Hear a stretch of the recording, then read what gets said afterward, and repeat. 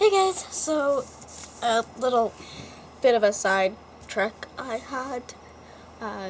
Food was required, and then I'm going to go down after this video and start my laundry and then vacuum my floor.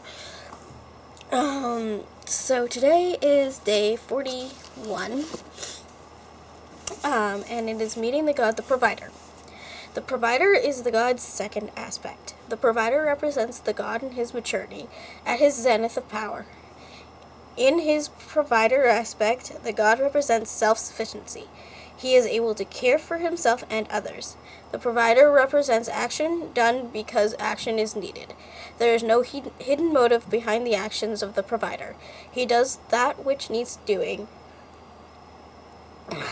Societal, communal, or tribal benefit is often the reward of his action. The provider is the active principle, the individual involved in the concerns of building community and preparing and protecting the space into which the next generation will come.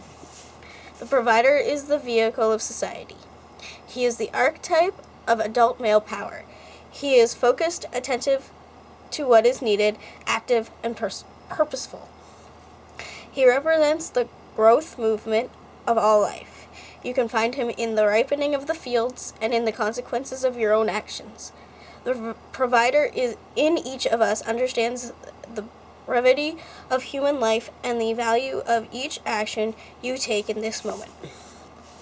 The provider represents our drives to complete what has been started, to provide what is needed, and to be self-reliant. He is the part of every man or woman that becomes motivated to accomplish. We can see his energy when someone demonstrates a paternal concern for other people. The provider in each of us notices societal or social limits, guidelines, and structures, and understands the benefits of honoring these limits. On the flip side, the provider is also that part of each man or woman that understands the importance of challenging the limits so that new frontiers can open in a way that benefits the whole society. The provider is the manifestation of the sun's vital energy and an energized, focused mind. The provider also has a dark side.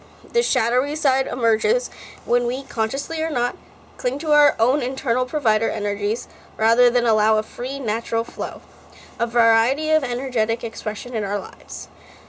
When we hold this energy, the dark provider can represent our blind ambitions and self-reliance taken to the point of self-serving. The provider in his dark side can represent our anger and impatience. It can be our insistence on social rights or social rules, regulations, and norms. In his dark aspect, the provider can be our potential to inflexibly identify with the rules of our society, our jobs, or organizations.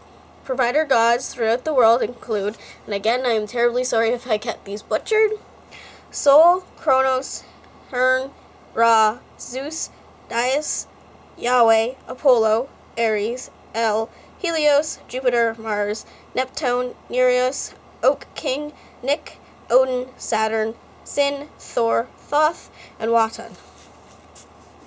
The table of correspondences, the provider, and again, I will stress, write these down. Commit to memory the following magical correspondences that evoke the provider's energies. Solar phase is the full moon or full midday sun. The seasonal phase is summer. Color is red. Pagan celebration is the summer solstice.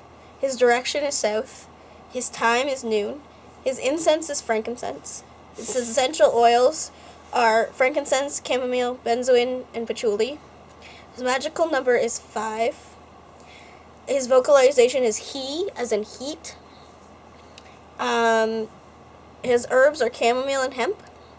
His planet is Mercury and the sun. His body part is the neck or the throat.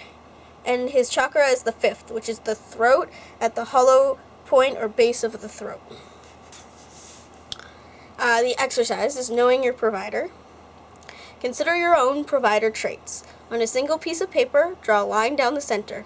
On one side, write down your personality traits, no matter if you are physically male or female, that reflect positive provider qualities. On the other side of the page, write down any shadowy provider qualities you might recognize in yourself. If you do not note any of the provider qualities in your life, this is an archetypal energy that requires balancing in order for you to claim your full potential and power.